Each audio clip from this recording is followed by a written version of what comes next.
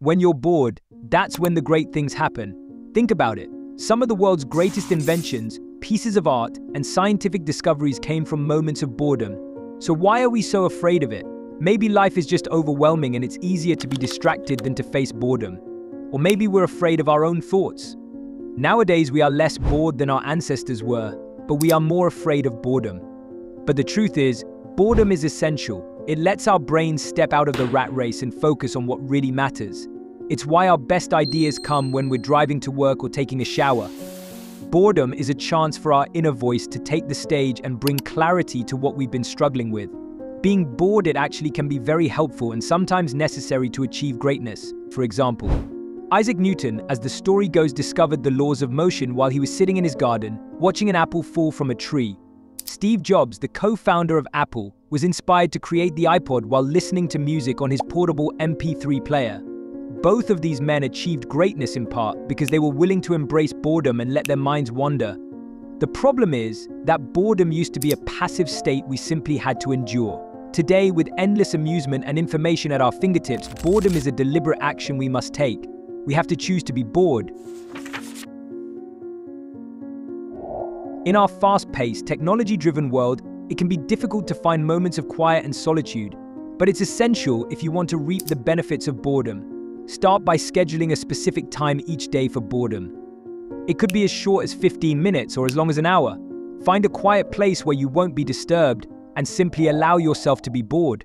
And when you're scheduling time to do nothing, the only things you're allowed to do are walk, meditate, journal, or sit there. You might be surprised at how quickly you can get into a state of boredom. Just let your mind wander and see where it takes you. It might feel uncomfortable at first, but the rewards are worth it. Remember, boredom is not the same as laziness. It's a deliberate choice to step away from productivity and distraction. One of the best ways to induce boredom is to engage in mindless tasks. These are activities that don't require much mental effort, such as cleaning, cooking, or gardening. When we're engaged in mindless tasks, our brains are free to wander and explore. This can lead to unexpected insights and creative ideas.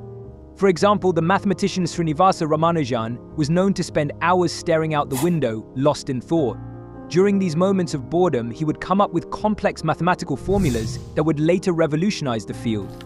Engaging in mindless tasks can also help us to relax and de-stress. When we're focused on a simple task, we're less likely to be ruminating on our worries and problems. This can help us to improve our mental health and overall well-being.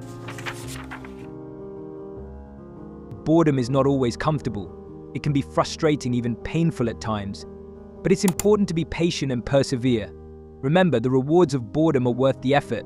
It's okay to take breaks from boredom if you need to.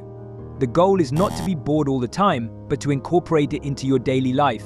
One way to be patient with boredom is to focus on the present moment. Instead of worrying about what you should be doing or feeling guilty for not being productive, simply focus on the experience of boredom itself. Notice your thoughts and feelings without judgment. You can also try mindfulness meditation to help you become more accepting of boredom.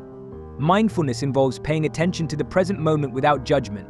By practicing mindfulness, you can learn to embrace boredom as a natural part of life.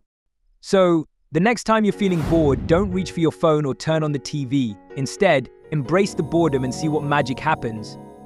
And even if you've managed to get a great idea while bored, it won't matter unless you know how to outwork everyone else. In my previous video, I've explained exactly how to do that. So be sure to check it out after you finish watching this one. See you there.